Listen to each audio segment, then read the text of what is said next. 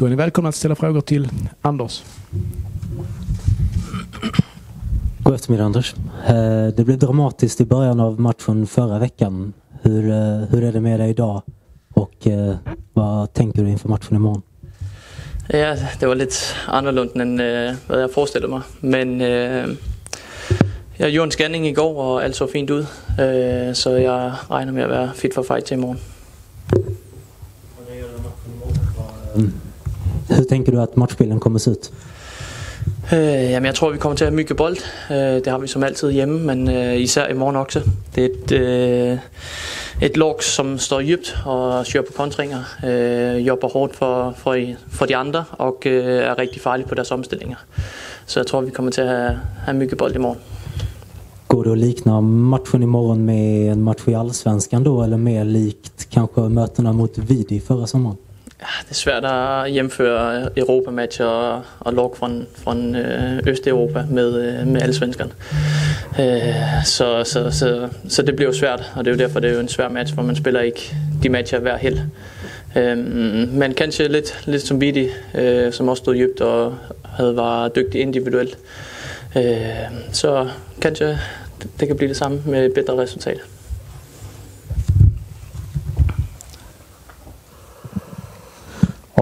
Hur känns det i omklädningsrummet nu? Å ena sidan, ni kanske inte har tagit så många poäng som ni ville. Å andra sidan, ni har väl inte förlorat en match sedan i början av april? Ja, det är ju, ser man glasset halvt tomt eller halvt fyldt. Det är ju upp till en själv. Jag synes vi har en positiv energi i truppen. Vi står i en god situation. Jag tror der er mange der gerne vil stå i vores situation. Så det er op til os selv, om vi vil se negativt på situationen nu her, eller man vil se positivt på det. Og personligt så ser jeg positivt på vores situation. Så klart vi ved, at det er tough konkurrence i Allsvenskan. Det kræver fokus at være med.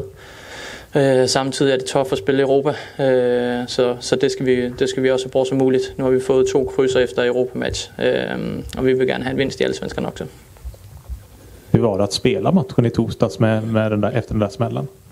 Ja, det var lite jobbigt. Det var svårt att andas, men man kom igenom 90 minuter, och vi fick 3-2 mål till sist i matchen, så det var skönt att vara på planen.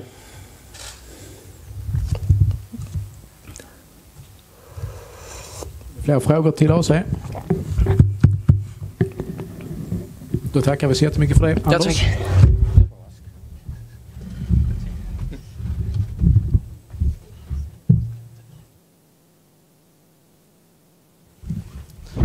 Okay, then we get over to English, of course. Any questions for Uwe Rösler? Good afternoon, Uwe. Similar question to you as I posed to AC before. Do you think that this game will be similar to the one against Vidi last summer, or is it possible to draw those conclusions? Every game lives its own life. They are slightly a different team with a different. I think they're different, slightly different characteristic than Vidi.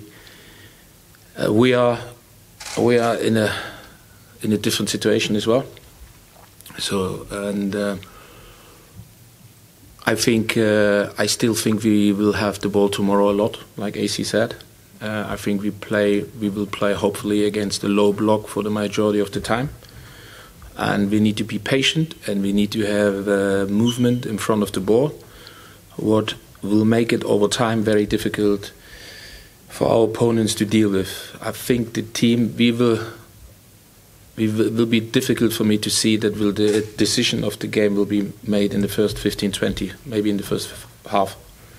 I think the longer the game goes, what we have seen against Utrecht in both games, the longer the game goes, I think, and we doing the right things, we have to do the right things continuously, not only in periods, continuously over 90 minutes, I think our chances will increase. But they conceded only 4 goals in 8 games. They are defensively, I'm very impressed about how they defend in the low block and how to counter with their number 9 and number 99.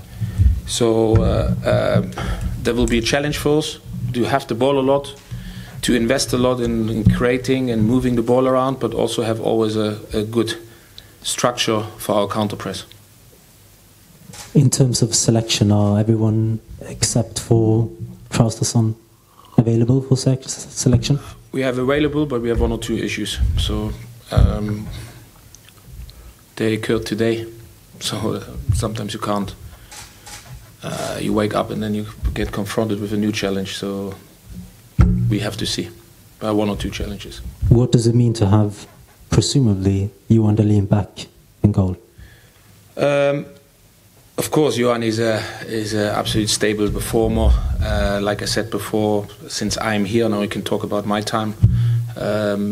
He's the best goalkeeper in Sweden, in Allsvenskan, at least in Allsvenskan, what I've seen. Of course, any team will miss a keeper like Johan Dahlin, but I also have to say with Dusan is a very experienced number 2. He contributes a lot into day-to-day work in the dressing room, and even when he had the game where he could have maybe done better with 1 or 2 situations, I have no doubt that he contributes a lot till the end of the season for us, and I think he's very important, and I'm very happy to have Dusan. So yeah, that's what I say.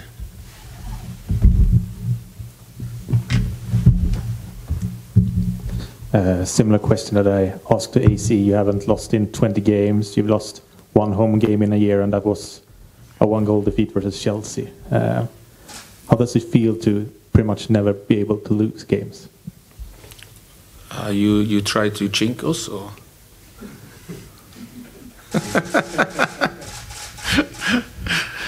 No. First and foremost, I think we have a big challenge ahead of us now. This team from Bosnia will ask big questions for us, and I think we are capable of answering those questions, but there is no guarantee.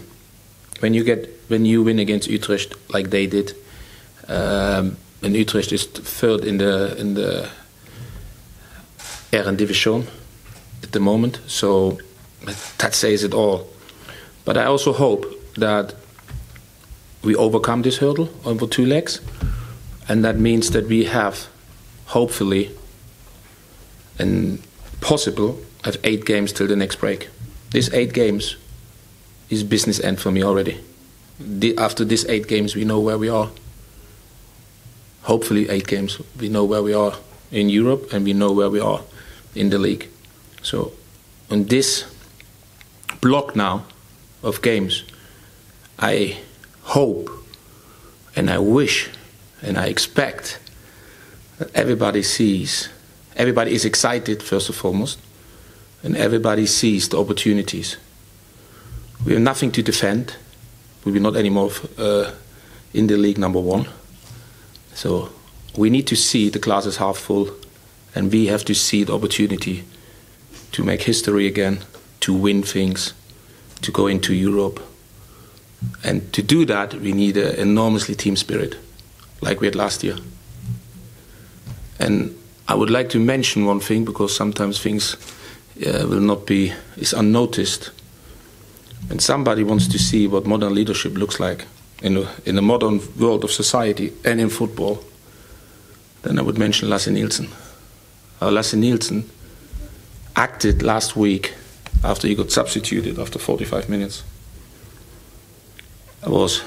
That is what leadership in the modern world looks like. He accepted it. He went to each player before they went out, wished them all the best, encouraged him to push and win the tie. He went to his competitor, Eirik Larsen, and wished him all the very best. He went after the game, celebrating with the team in front of our supporters. That is how modern leadership looks like. And for us, it's not only for us in Malmö, it's also, I think, for the whole modern football society. It's a great example of how somebody can put his ego by the side to do the best for the team. And I think that is what we need. What any team needs, successful any team needs, going forward for the next block of 8 games. Hopefully. And when we can achieve that, and we staying all fit, and we be also a little bit lucky at times, you need that in football, then I think we can have a very, very successful time. Have you had more examples like leadership during this last few weeks? Oh yeah, since I'm here, I've seen so many leaderships. We mentioned the Markus Rosenberg thing. Over time, over a long time, is a fantastic leader. I also see leadership from AC on the pitch, how he demands the ball. So I see Fuad, how he, after knockbacks with injury, how he improved and come back and go better and better, and pushing the people and also speaking to people in training to help them, like Bonke, like Romain. So we have in our team a lot of leadership, but I just wanted to highlight that with Lasse, not only for us, but also for the whole football community, because that is not normal anymore. So that was normal when I played, but that is not normal in the day-to-day business now.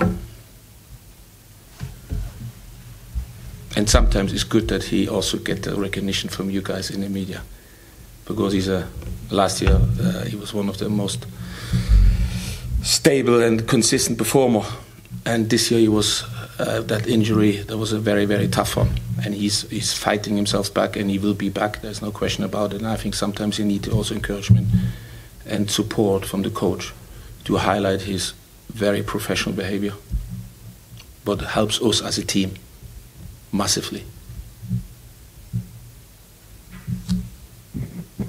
Good. Thank you. Okay, thank you everybody.